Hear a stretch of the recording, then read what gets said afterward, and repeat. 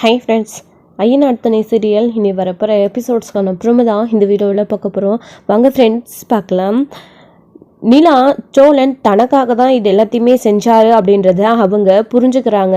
இதுக்கு முன்னாடியாவது சோழனை பற்றி சோழன் போய் சொல்கிறது எல்லாத்தையும் மனசில் வச்சுக்கிட்டு சோழன் நல்லதே பண்ணாலையும் தப்பு அப்படின்னு கோவப்பட்ட நிலா இப்போது அவர் தப்பு பண்ணி திருடி இருக்காரு, அதையும் நிலாக்காக தான் அப்படின்னு நிலா புரிஞ்சுக்கிட்டதுனால அவங்க ரெண்டு பேருமே இப்போ ரொம்ப சந்தோஷமாக இருக்காங்க. இது எல்லாத்தையும் தாண்டி அவருடைய ஓனர் கோவப்பட்டுட்டு இனிமே அந்த பக்கமே வராதுன்னு சொல்லிட்டு வந்ததுனால இது நிலாவுக்கு ரொம்பவே கஷ்டமாயிடுச்சு. என்னுடைய வேலைக்காக அவர் பணத்தை திருடி அவர் வேலை செய்கிற இடத்துல அவரோட வேலை அவருக்கு போச்சே அப்படின்னு நிலா நினச்சிக்கிட்டு தான் நீங்கள் போயிட்டு உங்கள் ஓனர்கிட்ட பேசுங்க அப்படின்னு நேராக வந்து ஆஃபீஸ்க்கு கூட்டிகிட்டு வந்தாங்க. அவர் அங்கே வந்து அவர்கிட்ட காலில் விழுந்து நான் எதையும் வேணும்னு பண்ணலைன்னு, நீங்கள் நான் தான் திருடனா அப்படின்னு கண்டுபிடிக்கலன்னா கூட நான் அதுக்குள்ளே பணத்தை எப்படியாச்சும் ரெடி பண்ணிட்டு வந்து வச்சுட்டு இருப்பேன், என்னை மன்னிச்சிடுனா அப்படின்னு சொல்லி ரொம்பவே காலில் விழுந்து சோழன்னு அழுததுனால அவருமே அழுகாதரா சோழா அப்படின்னு சொல்லிட்டு மன்னிச்சிட்டாரு. ஆனால் நான் வேணும்னு பண்ணலைண்ணா அப்படின்னு தீனமும் சோழன்னு சொல்கிறாரு. புரியுதுரா சோழா, இருந்தாலையும் கண் முன்னாடி பணத்தை எண்ணி வச்சுட்டு நீ இல்லைன்னு சொன்னதும் எனக்கு கோவம் வந்துடுச்சுடா. நானும் சட்டுன்னு என்ன பண்ணுறதுன்னு தெரியாமல் பணத்தை காணும்னு பதற்றத்தில் கேஸ் கொடுத்துட்டேன்டா, எனக்கும் கோவம் இருக்காதா சொல்லு அப்படின்னு சொல்கிறாங்க. உன்னுடைய கோபம் எல்லாமே நியாயமானது தானே, நான் எப்படி நீலாம் ஒருத்தர் முன்னாடி அசிங்கப்பட்டாங்க அப்படின்னு தெரிஞ்ச உடனே யோசிக்காம பணத்தை திருடிட்டு போயிட்டனோ அதே மாதிரி தானே நீங்களும். சுச்சுவேஷன் ரெண்டும் வேற வேற தான், ஆனால் எல்லாமே உங்கள் கவலையும் என் கவலையும் ரெண்டும் ஒன்று தானே அப்படின்னு சொல்லிட்டு சோழன் சொல்கிறாரு. பரவாயில்ல சோழா, இப்பயாச்சும் புரிஞ்சுக்கிட்டே அப்படின்னு. ஆனால் ப்ளீஸ்ண்ணே, இப்போ தான் கொஞ்சம் கொஞ்சமாக அவன் என்னை புரிஞ்சுக்க ஆரம்பிச்சிருக்கிறா. இப்போ எனக்கு இந்த வேலை இல்லைன்னா அப்புறம் நான் சும்மா தானே வேட்டியாக உட்காந்துட்டு இருக்கணும். இந்த வேலையை தவிர எனக்கு வேறு என்னென்ன இருக்குது, இனிமேல் இந்த பக்கம் கூட நான் கால் எடுத்து கூட வைக்க மாட்டேனே. ஆனால் தயவு செஞ்சு வேலைக்கு மட்டும் என்னை வராதுன்னு சொல்லாதண்ணே, காசாவே கொடுண்ணே ப்ளீஸ்ண்ணே, நான் வண்டி ஓட்டி பொழைச்சிக்கிறேண்ணே அப்படின்னு சொல்கிறாங்க. டே சோழா அப்படின்னு சொல்கிறாங்க, மன்னிச்ச என்ன வண்டி கொடுத்து வாழ வைக்க மாட்டியாண்ணே, என் வாழ்க்கை இப்போ உன் கையில் இருக்கண்ணே, ப்ளீஸ்ண்ணே, கண் முன்னாடி உன் தம்பி இவ்வளோ நாளாக கஷ்டப்பட்டு வளர்ந்துட்டு வரனேன்னு, நாங்கள் ரெண்டு பேரும் சேர்ந்து வாழணும்னு உனக்கு ஆசை இருக்காதா? அந்த வேலை இல்லைன்னா நான் அப்புறம் கஷ்டப்படணுன்னு, அதை வச்சு தான் நிலாவுக்கு ஏதோ பிடிச்சதா என்னால் முடிஞ்சதை செஞ்சு கொடுத்துட்ருக்கேன், அதுவும் இல்லைன்னா நான் ரொம்ப கஷ்டப்படணுண்ணா அப்படின்னு சொல்லிட்டு சோழன் அவர்கிட்ட கேட்டதுனால அவருமே வந்து சோழன்கிட்ட கொஞ்சம் மனசிறங்கி பேசவும் செய்கிறாரு. நிலா அங்கேருந்து உடனே போனவர் ரொம்ப நேரம் ஆச்சு அப்படின்னு சொல்லிட்டு எந்திரிச்சு வராங்க. சோழனும் அவருடைய ஓனரும் பேசிட்டு இருக்கிற விதத்தை பார்க்குறாங்க. பார்த்துட்டு ஒரு வெளியாக அவர் சமாதானம் ஆயிட்டாரு போல இருக்கு அப்படின்னு நிலா ரொம்ப சந்தோஷப்படுறாங்க. இன்னொரு சைடு நடந்த பிரச்சனையில் சோழன் இப்படி பண்ணதுனால நிலா இனிமேல் இந்த வீட்டுக்கு வராது. ஃபோனில் அவருடைய ஓனர் ஃபோன் பண்ணி சொன்னப்பவே ரொம்பவே கோவப்பட்டுச்சு. இனி நிலா இந்த வீட்டிலே இருக்காது, அவங்க கூட சேர்ந்து அந்த பிள்ளை இந்த வீட்டுக்குள்ளே நாம் வாழணும்னு பார்த்தா அவனே நிலாவும் அவனும் பிரிஞ்சு போகிறதுக்கு காரணமாக நடந்துக்கிறானே அப்படின்னு சொல்லிட்டு சேன்னு ரொம்பவே கோவப்பட்டு ரொம்பவே வருத்தப்பட்டுட்டு அங்கே அவங்களுக்காக வெயிட் பண்ணிட்டு இருக்காங்க.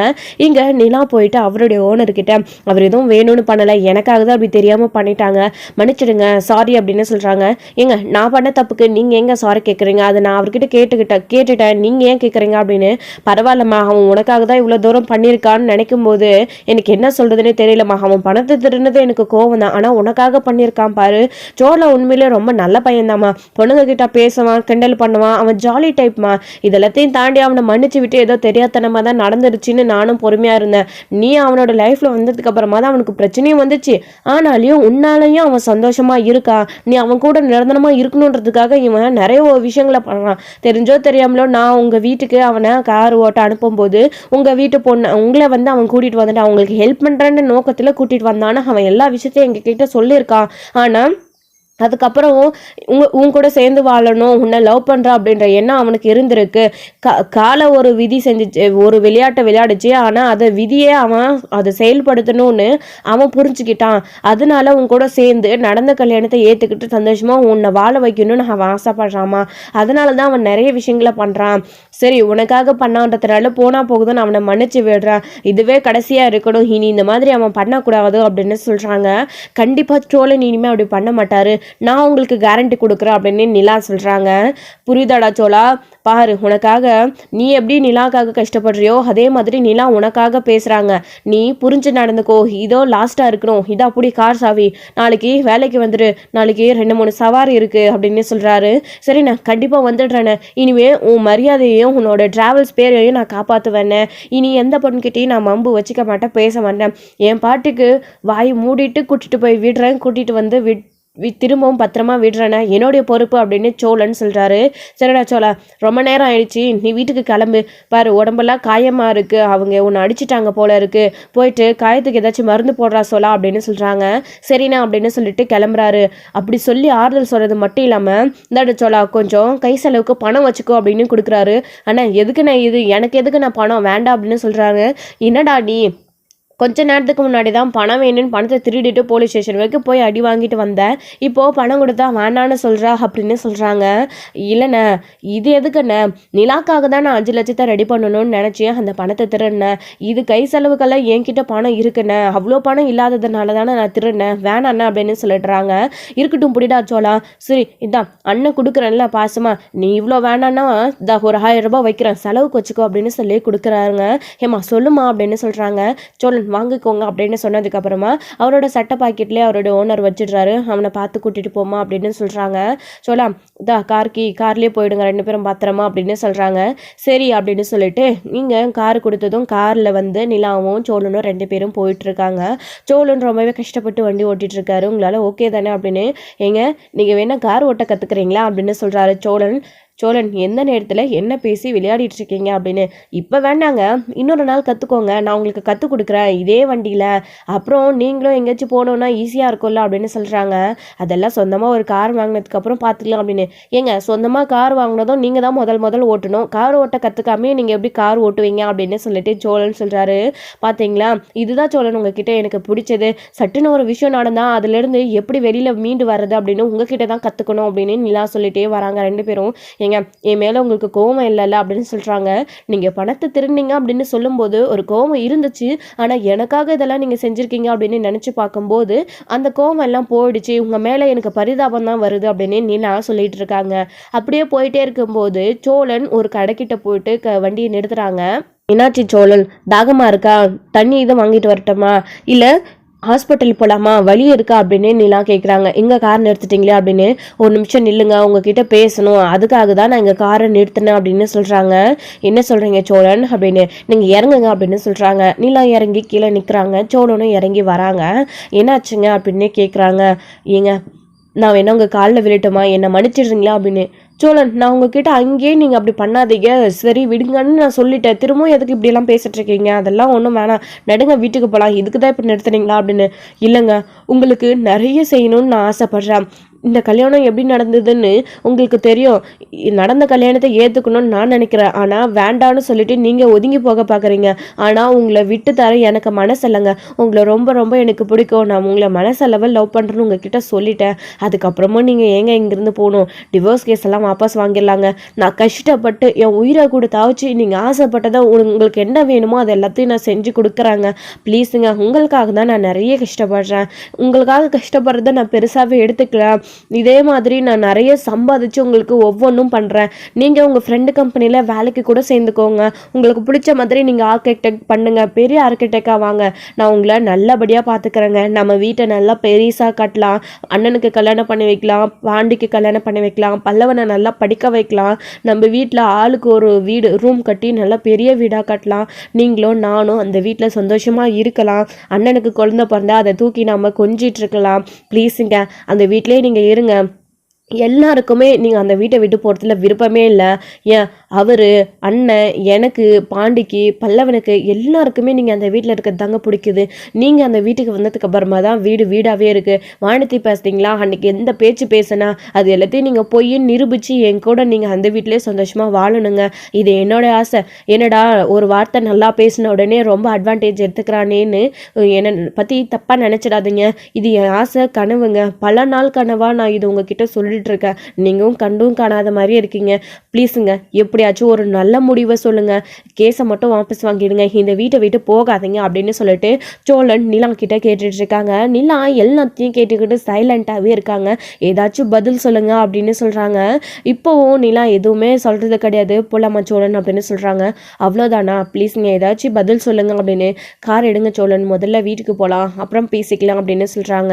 சோழனும் இதுக்கு மேலே நம்ம மனசில் இருக்கிறதெல்லாம் அவகிட்ட சொல்லியாச்சு, அவள் யோசிச்சு ஒரு முடிவு எடுக்கட்டும் அப்படின்னு கொஞ்சம் டைம் கொடுக்குறாரு. ஸோ கார் எடுத்துகிட்டு நேராக வீட்டுக்கு போய் நிற்கிறாங்க. சேரன் கார் வந்த உடனே நின்று பார்த்துட்டு இருக்காரு. ஏன் நடேசன், பாண்டி, பல்லவன் எல்லாருமே நின்று பார்க்குறாங்க. இனி சோழன் திரும்பவும் காரில் வந்திருக்கான். அண்ணா பெரிய பிரச்சனை, அவர் கடை அதாவது அந்த பக்கமே வராதுன்னு சொன்னாருன்னு அண்ணன் சொல்லிச்சு. ஆனால் சோழன் அவருடைய காரோடைய வரானே அப்படின்னு சொல்லிட்டு பாண்டி பார்த்துட்டு இருக்கோம். அதே குழப்பம் தான் நம்ம சேரன் மற்ற எல்லாருக்குமே. அப்படி வரும்போது தான் இங்கே நிலாவும் சோழனும் இறங்குறாங்க. அப்படி வரும்போது சோழன் தாங்கி தாங்கி நடந்துட்டு வராரா. ஸோ காரை நிறுத்திட்டு சாவி எடுத்துகிட்டு சோழன் வாங்க அப்படின்னு சொல்லி கூப்பிடுறாங்க. நிலா அப்போ தான் சோழனுமே கிட்ட வராங்க. சொல்லுங்க அப்படின்னு சொல்லிட்டு நிலா கேட்கவும் கையை கொடுங்க சோழன் அப்படின்னு சொல்கிறாங்க. இதுக்கு முன்னாடி ஆறுதல் சொல்லப்போ நிலா எப்படி கையை பிடிச்சாங்களோ அந்த மாதிரி கை கோர்த்துட்டு அவங்க வீட்டுக்கு நேராக வராங்க ரெண்டு பேரும். இதை பார்க்கும்போதே ஒரே கனவு மாதிரி இருக்குது நம்ம சேரனுக்கு நடேசனுக்கு எல்லாமே. இவ்வளோ பண்ணதுக்கு அப்புறமும் அந்த பிள்ளை அவன் கையை பிடிச்சிக்கிட்டு நம்ம வீட்டுக்கு வரதே அப்படின்னு ரொம்ப சந்தோஷம். எங்கே நடந்த பிரச்சனையில இல்லைனா வீட்டை விட்டு போயிடுவாங்களோ அப்படின்னு நினச்சாங்க, பயந்துகிட்டே இருந்தாங்க. ஆனால் இப்படி வர்றதை பார்க்கும்போது ரொம்பவே சந்தோஷமாக இருக்குது. அப்போ தான் நடேசன் வந்து அங்கே நின்ன உடனே நடேசன் வந்து என்னடா நான் அப்போவே உங்ககிட்ட கேட்டல, உன்னை நம்பி யாரா இவ்வளோ பணத்தை கொடுத்தாங்கன்னு, இப்படி அட திருடிட்டு வருவா அப்படின்னு சொல்லவும் அங்கிள் அந்த பிரச்சனை முடிஞ்சு போச்சு, இதை பற்றி இனி யாரும் சோழன் கிட்ட ஒரு வார்த்தை கூட பேசக்கூடாது, அவர் எனக்காக தான் இது எல்லாத்தையுமே பண்ணியிருக்காரு, நான் அவரை புரிஞ்சுக்கிட்டேன், நீங்கள் எல்லாருமே அவரை புரிஞ்சுக்கோங்க, அவர் திருநதை மட்டும் வச்சே எல்லாரும் நீங்கள் தப்பாக நினச்சிடாதீங்க, அவர் திருநது தப்பு தான், எதுக்காக அப்படின்றத எல்லாரும் யோசிச்சு பாருங்க, இனிமேல் சோழன் கிட்ட இதை பற்றி ஒரு வார்த்தை கூடாது பேசக்கூடாது அப்படின்னு சொன்ன உடனே அதுக்கப்புறம் யாராச்சும் ஒரு வார்த்தை பேசுவாங்களா. நிலா சொன்னதுக்கப்புறம் எல்லாரோடைய வாயுமே அப்படியே சைலண்ட் ஆகிடுது, யாருமே எதுவுமே கேட்கறது கிடையாது. நிலா அப்படின்ன உடனே ஆமாண்ணே கொஞ்சம் சோழனுக்கு சுடு தண்ணி மட்டும் வச்சு கொடுக்க முடியுமா அப்படின்னு நிலா கேட்குறாங்க. தோப்பா வைக்கிறேன் அப்படின்னு சொல்லிட்டு சேரனுமே உள்ளே போகிறாங்க. ஒன்றுமே புரியல. அண்ணா என்னென்ன நீ என்னென்னமோ சொன்னா ஆனால் இங்கே வேற மாதிரி நடக்குது அப்படின்னு பாண்டி வந்து சேரன் கிட்ட கேட்டதும் எனக்கு ஒன்றும் புரியல பாண்டி, நிலா நீங்கள் போங்க நான் சோழன் கிட்ட பேசிட்டு வரேன்னு சொல்லிச்சு. ஒருவேளை சோழன் எதுக்காக பண்ணான்னு நிலா எல்லாத்தையும் பக்குவமாக புரிஞ்சுக்கிச்சு போல இருக்கு. அவங்க ரெண்டு பேருக்குள்ள இதனால விரிசல் வரும்னு நான் நினச்சேன். ஆனால் இப்போ அவங்களுக்கு நெருக்கம் அதிகமாக ஏற்பட்டிருக்கு போல இருக்குடா பாண்டி. என்னமோ கடவுள் புண்ணியத்தில் நிலா நல்ல மனசோடு இருந்திருக்கு, இதே நல்ல மனசோட அவங்க ரெண்டு பேரும் சேர்ந்து இருக்கணும் அப்படின்னு சொல்கிறாங்க. அண்ணன் அப்படின்னு சொல்லிட்டு நிலா வரவும் பாப்பா நிலா அப்படின்னு நீங்கள் பேசிட்டு இருந்த எல்லாத்தையும் நான் கேட்டுட்டு தானே வந்தேன் அப்படின்னு சொல்கிறாங்க. என்னப்பா சொல்கிறா. இல்லைப்பா அது வந்து அப்படின்னு சோழன் முதல்ல அப்படி தப்பு பண்ணா நீ கோவப்படுவேன்னு நினச்சேன், ஆனால் ரெண்டு பேரும் சேர்ந்து ஒன்றா வந்தீங்களா அதை தான்ப்பா பேசிகிட்டு இருந்தோம் அப்படின்னு சொல்லவும் புரியுதுண்ணே நீங்கள் எல்லாரும் எதுக்கு ஆசைப்படுறீங்க, சோழன் எதுக்கு ஆசைப்படுறாங்கன்னு எல்லாமே புரியுதுண்ணே, நானும் இவ்வளோ நாள் வரைக்குமே இது எல்லாத்தையும் ஏற்றுக்காமல் அப்செட் பண்ணாமல் தான் இருந்தேன். ஆனால் சோழன் எனக்காக எப்போ இந்த லெவலுக்கு போயிட்டாங்களோ அப்போவே நான் முடிவு பண்ணிட்டேன்னு சோழனை நான் ஏற்றுக்கணும்னு சொல்லிட்டு அப்படின்னு நிலா சொன்ன உடனே அவங்க ரெண்டு பேருக்கும் அவ்வளோ சந்தோஷம். என்னப்பா சொல்கிற அப்படின்னு. ஆமாண்ணே நான் அவர்கிட்ட பேசி அவரை சோழனுடைய ஓனர்கிட்ட கூட்டிகிட்டு போய் அவர்கிட்ட பேசி சமாதானம் பண்ணி அவரை மன்னிச்சு சோழனுக்கு இனிமேல் வேலைக்கு வர சொல்லி கார்கையை கொடுத்து அமுச்சு விட்டுருக்காரு. அது மட்டும் இல்லாமல் நாங்கள் ரெண்டு பேரும் சேர்ந்து சந்தோஷமாக இருக்கணும்னு அவரும் எங்களை வாழ்த்தி அனுப்பினார். இனி இந்த மாதிரிலாம் நடந்துக்க கூடாதுன்னு சோழன் கிட்ட சொல்லி அனுப்பியிருக்காங்க. சோழனும் கண்டிப்பாக இனி இந்த மாதிரி பண்ண மாட்டாருன்னு அவர் எனக்காக அப்படி பண்ணிட்டாரு, நீங்கள் அவர் மேலே கோவப்படாதீங்க, பல்லவன் செஞ்சது வேற சோழன் செஞ்சது வேற, அதனால இவர்கிட்ட கோவப்படாதீங்க அப்படின்னு சொல்கிறாங்க. சரிப்பா நீ சொல்லிட்டல, நீ சொன்னால் சரிப்பா நிலா, நான் எதுவும் அவங்ககிட்ட பேசுறது கிடையாது அப்படின்னு. ஆனால் ஒரு விஷயம் என்ன, நான் சோழனை ஏற்றுக்கிட்டேன் அப்படின்னு இன்னமும் நான் அவர்கிட்ட சொல்லவே இல்லை, அவருக்கு சப்போர்ட்டாக மட்டும்தான் இருக்கேன், அதே மாதிரி இருக்கட்டேண்ணே, நான் அவரை ஏற்றுக்கிட்டேன் அப்படின்னு தெரிஞ்சால் அவர் இதை கேஷுவலாக எடுத்துக்கிட்டு ஃப்ரீயாக கூட அவர் பாட்டுக்கு அவர் வேலை செய்வார். நான் வேணும்னு எப்படி நிறைய விஷயங்கள் இந்த மாதிரி செய்கிறாரோ அதே மாதிரி அவர் அடுத்தடுத்து இன்னும் நிறைய விஷயங்களில் முன்னேறிக்கிட்டு வேலைகளை செஞ்சுக்கிட்டே இருக்கட்டும்ண்ணே. அவர்கிட்ட நான் ஏற்றுக்கிட்ட விஷயத்த நீங்களும் சொல்ல வேண்டாம், நானும் சொல்ல போகிறது இல்லைண்ணே. ஆனால் நீங்கள் ரொம்ப ஆவலோன்னு இருக்கீங்க, உங்ககிட்ட சொல்லணும்ல, உங்ககிட்ட சொன்னால் நீங்கள் அதுக்கேற்ற மாதிரி சோழன்கிட்ட பேசுவீங்க இல்லைண்ணா, அதுக்காக தான் அப்படின்னு நிலா சொல்லவும் புரியுதுப்பா, புரியுதுங்க எனக்கும் அப்படின்னு பாண்டியன் சொல்கிறாங்க. பாண்டி நிலாவும் அதாவது நிலாவை பார்த்து பாண்டியுமே நம்ம சேரனுமே ரொம்பவே சந்தோஷப்படுறாங்க. அதுக்கப்புறம் இங்கே சோழன் எல்லா விஷயத்தையும் ஆக்சுவலி வந்து நிலா சேரன் பாண்டி பேசிட்டு இருக்கிறத கேட்டுட்டாரு. ஸோ இங்கே ஃப்ரிட்ஜான நின்றுக்கிட்டு கேட்டுட்டாங்க. கேட்டுட்டு அவருமே ரொம்ப சந்தோஷமாக இருக்காங்க. அப்புறம் சுடு தண்ணி ரெடி ஆயிடுச்சுன்னு கொண்டு வந்து வச்ச உடனே ஸோ சட்டையை கழட்டுங்க சோழன் அப்படின்னு சொல்கிறாங்க. எதுக்குங்க அப்படின்னு. கழட்டுங்க சோழன், நிறைய அடிபட்டிருக்கு, கொஞ்சம் சுடு தண்ணி ஒத்தனை கொடுத்தா காயெல்லாம் சரியாக போயிடும் அப்படின்னு. இருக்கட்டுங்க பரவாயில்ல அப்படின்னு. ப்ளீஸ் சோழன் ஹாஸ்பிட்டலுக்கு போகலாமான்னு சொன்னதுக்கு கூட வேண்டான்னு வீட்டுக்கு வந்துட்டீங்க. ஸோ ஒத்தனைமாச்சு கொடுத்தா தானே. ரொம்ப அடிபட்டிருக்குங்க, ரொம்ப உடம்பு வலியாக இருக்கும், நைட்லாம் சரியாக தூங்க முடியாது, ப்ளீஸுங்க அப்படின்னு சொன்னதுனால சோழனும் சட்டையை கழட்டுறாங்க. கழட்டிட்டு பார்த்ததுக்கு அப்புறமா தான் நீலா ரொம்பவே கஷ்டப்படுறாங்க. ஏன்னா அந்த அளவுக்கு சோழன் உடம்புல காயம் இருக்குது. இதனால தான் சுடு தண்ணி ஒத்தனை கொடுக்குறாங்க. சோழன் அதை சும்மா ஒரு வச்ச உடனே அப்படியே ரொம்பவே அலறாரு, வழியில் துடிக்கிறாரு. பொறுத்துக்கூடாது சோழா, எதுக்குடா உனக்கு இந்த தேவையில்லாத வேலை அப்படின்னு நம்ம சேரன்னு சொல்கிறாரு. பல்லவனும் அமைதியாக அங்கே நின்றுட்டு இருக்காங்க. நடேசன் கூட இவங்க நடந்துக்கிற விதத்தெல்லாம் பார்த்து கண்டிப்பாக கடவுளே இவங்களுக்கு 2 பேரும் பிரிவுன்னு ஒன்று ஏற்பட்டுறக்கூடாது, இதே மாதிரி ஒன்றா இருக்கணும் அப்படின்னு நினைக்கிறாங்க. அப்போ தான் சேரனுமே எதுவுமே சொல்லாமல் பாண்டிக்கு இருந்தது இங்கே சோழன் கிட்ட உட்காந்துட்ருக்காரு. ஸோ சோழனுக்கு ஒத்தனை கொடுக்குறாங்க. ஒத்தனை கொடுத்ததுக்கு அப்புறமா படுத்து ரெஸ்ட் எடுங்க சோழன் அப்படின்னு சொல்கிறாங்க. அப்போ தான் நம்ம சோழன்கிட்ட கீழே படுக்க போகிறாரு. வேண்டாங்க இங்கே படுக்க வேண்டாம், நீங்கள் உள்ளே வந்து ரெஸ்ட் எடுங்க அப்படின்னு நல்லா சொல்கிறாங்க. எதுக்குங்க? வேண்டாங்க நான் இங்கே படுத்துக்கிறேன் அப்படின்னு. சோழன் உடம்பெல்லாம் ரொம்ப காயமாக இருக்குது, கீழே படுத்தா பாயெல்லாம் ரொம்ப குத்தும், வலிக்கும் முதுவெல்லாம், நீங்கள் வந்து கொஞ்சம் பெட்டில் படுங்க, அப்போ தான் உங்களுக்கு கொஞ்சம் வலி கம்மியாக இருக்கும் அப்படின்னு நின்னா சொல்கிறாங்க. ஏங்க நான் அங்கே படுத்துக்கிட்டா நீங்கள் எங்கே படுப்பீங்க? நான் இங்கேயே படுத்துக்கிறாங்க, வேணும்னா 2-3 மேலே பெட்ஷீட் போட்டு நான் படுத்துக்கிறேன், நீங்கள் அங்கே படுங்க அப்படின்னு. சோழன் ஒரு நாளைக்கு நான் கீழே படுத்துக்கிறேன், எதுவும் ஆக போகிறது கிடையாது, இத்தனை நாள் நான் தானே படுத்துட்டு இருந்தேன், நீங்கள் வந்து அங்கே படுங்க, நான் வர்றதுக்கு முன்னாடி வரைக்கும் அது உங்கள் ரூமாக தானே இருந்துச்சு, வாங்க நீங்கள் வந்து அதில் படுங்க அப்படின்னு கூப்பிட்றாரு. அண்ணா சொல்லுங்க அண்ணா அப்படின்னு. சோழா நிலா சொல்லுதில்ல போடா அப்படின்னு. அண்ணா அதான் அந்த ரூமில் ஒரு கட்டில் இருக்குல்ல, நான் அது மேலே படுத்துக்கிறேன் அப்படின்னு. சோழன் கட்டில் இருக்குது, அதில் மெத்த இருக்கா, நீங்கள் வாங்க அப்படின்னு சொல்லிட்டு நிலா கூட்டிகிட்டு போகிறாங்க. நிலா இப்படியெல்லாம் சோழன் மேலே அக்கறையாக கேரிங்காக இருக்கிறத பார்த்து எல்லாருக்குமே ரொம்ப சந்தோஷமாக இருக்குது. இன்னொரு சைடு வந்து இங்கே பாண்டியுமே அண்ணே நடந்த பிரச்சனையில் அவங்க ஒருத்தருக்கு ஒருத்தர் புரிஞ்சுக்கிட்டாங்க போல இருக்குண்ணே, சோழன் அவங்களுக்காக தான் கஷ்டப்படுறாங்க அப்படின்றத அவங்க புரிஞ்சுக்கிட்டாங்க போல இருக்கு அப்படின்னு சொல்கிறாங்க. ஆமாண்டா பாண்டி, எப்படியோ கடவுளுக்கு தான் நன்றி சொல்லணும் அப்படின்னு சொல்லிட்டு சேருன்னு சொல்லிட்டு இருக்கவும் நிலா உள்ளே கூட்டிகிட்டு போய் படுக்க வைக்கிறாங்க. சோழன் உள்ளே படுக்க உட்காடுறாங்க. இங்கே ஒரு நிமிஷம் அப்படின்னு நிலாவோட கையை பிடிச்சிக்கிறாங்க. அவங்களோட கையை சோழன் பிடிக்கும் போது நிலாவுக்கு ஒரு மாதிரியாக சந்தோஷமாக இருக்குது. என்ன சோழன் என்ன வேணும் அப்படின்னு கேட்குறாங்க. நான் கேட்டதுக்கு பதில் சொல்லிட்டு போங்களே அப்படின்னு சொல்லவும் சோழன் படுத்து ரெஸ்ட் எடுங்க அப்படின்னு சொல்கிறாங்க. ப்ளீஸுங்க நீங்கள் அதுக்கு பதில் சொன்னாதான் எனக்கு தூக்கமே வரும் அப்படின்னு. எனக்கு உன் மனசில் என்ன இருக்குன்னு தெரியும், நான் தெரிஞ்சுக்கிட்டேன், ஆனால் அது உன் வாயில் கேட்கணும்னு ஆசையாக இருக்குது அப்படின்னு சொல்லிட்டு சோழன் மனசுக்குள்ளே நினச்சிட்ருக்கவும் எதுவுமே சொல்லாமல் இருக்காங்க நம்ம நிலா வந்து. அப்போ சோழன் கையை விடாமல் கெட்டியாக நிலாவை கிட்டுக்க இழுக்கிறாங்க. அப்போ தான் சோழன் என்ன பண்ணுறீங்க அப்படின்னு. ப்ளீஸுங்க இங்கே உட்காருங்க அப்படின்னு சொல்லிட்டு சோழன் பெட்லேயே நிலாவை பக்கத்துலேயே உட்கார வைக்கிறாங்க. சோழன் படுத்து ரெஸ்ட் எடுங்க, நான் இங்கே பாய் போட்டு கீழே படுத்துக்கிறேன், போய் பெட்ஷீட்டெல்லாம் எடுத்துகிட்டு வரேன் அப்படின்னு. ஏங்க இருக்கட்டும், எனக்கு பதில் சொல்லுங்கள், நீங்கள் வேணா இங்கேயே படுத்துக்கோங்க, நான் ரொம்ப நல்ல பையங்க, நான் எதுவும் பண்ண மாட்டேன், நான் இந்த சைடு படுத்துக்கிறேன், நீங்கள் அந்த சைடு படுத்துக்கோங்க அப்படின்னு சொல்லவும் கொஞ்சம் நல்ல விதமாக பேசினது உங்கள் வேலையை காட்டுறீங்க பார்த்தீங்களா, இப்போது நான் இல்லை ஆமான்னு ஏதாச்சும் சொன்னால் அப்புறம் நீங்கள் ஓவராக அட்வான்டேஜ் எடுத்துப்பீங்க, வேண்டாம் படுத்து தூங்குங்க அப்படின்னு சொல்லவும். ப்ளீஸுங்க ப்ளீஸ், ஒன்றே ஒன்று, ரொம்ப கஷ்டப்பட்டு அடி வாங்கிட்டு வந்திருக்கேன் பாருங்கள், உடம்பு கை கால்லாம் வலிக்குது, ப்ளீஸ் சோழன் விட்டுருங்க அப்படின்னு நிலா சொல்கிறாங்க. ஏங்க ப்ளீஸ் ப்ளீஸ் ஒன்றே ஒன்று அப்படின்னு சோழன் சொல்கிறாரு. நிலா கையை சோழன் இறுக்கி பிடிக்க நிலாவுக்கு ஒரு மாதிரியாக இருக்குது. அப்போ தான் நிலா லேசாக கண்ணை மூடி ஸோ ஒரு மாதிரி அவங்களுக்கு கிருஷாக இருக்குது. அப்போது நம்ம சோழன் என்ன பண்ணுறாரு அப்படின்னா அசாத வந்து நிலா கிட்டிக்க போகிறாங்க. நிலா சோழன் வேண்டாம் அப்படின்னு சொல்கிறாங்க. ப்ளீஸ் ஒன்றே ஒன்று என் காயத்துக்கு மருந்து அப்படின்னு சொல்லிட்டு சோழன் வந்து என்ன பண்ணுறாரு அப்படின்னா நிலாவுக்கு கிஸ் பண்ணுறாங்க. ஸோ நிலா கிட்டேருந்து சோழனுக்கு கிஸ் வர எதிர்பார்க்க வாய்ப்பில்லை, அதனால சோழன் வந்து கொடுக்குறாங்க. அதுவும் நெத்தியில் மட்டும்தான், அது தவிர நிலா அப்படியே வந்து கொஞ்சம் பின்னாடி நவந்துடுறாங்க. ஓகேங்க.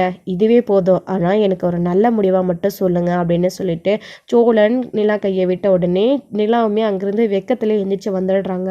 சோழன் அப்புறமா வந்து, "சோழா இது போதும்டா, பல வருஷம் தாங்கும்" அப்படின்னு சொல்லிட்டு, சோழனும் படுத்து தூங்கிடுறாங்க. ஸோ அதுக்கப்புறம் நிலா பெட்ஷீட் பாய் எடுத்துட்டு வந்து கீழ விரிச்சு போட்டு படுத்துக்கிறாங்க. "நிலா உனக்கு ஓகே தானப்பா? கதவ டாப்பால் போடுறியா? இல்ல ஓப்பன்லயே இருக்கட்டுமா?" அப்படின்னு. "இருக்கட்டும்டா பரவால்ல, நான் பார்த்துக்கிறேன். நான் லாக் பண்ணிட்டே படுத்துக்கிறேன்" அப்படின்னு சொன்னதும், அவங்க 2 பேரும் ரொம்ப நாள் கழிச்சு நிலாவே ஏத்துக்கிட்டு சோழனும் நிலாவும் ரூம்குள்ள இருக்கிறது சேரனுக்கு இன்னும் சந்தோஷமா இருக்கு. ஸோ இதோட இந்த எபிசோட் வந்து முடிச்சிருக்காங்க. அடுத்தடுத்த எபிசோட்ல என்ன நடக்க போகுது அப்படின்றதெல்லாம் வெயிட் பண்ணி நெக்ஸ்ட் வீடியோல பார்க்கலாம். Friends thank you. இந்த வீடியோ உங்களுக்கு பிடிச்சிருந்தா லைக் பண்ணுங்க, ஷேர் பண்ணுங்க, கமெண்ட் பண்ணுங்க.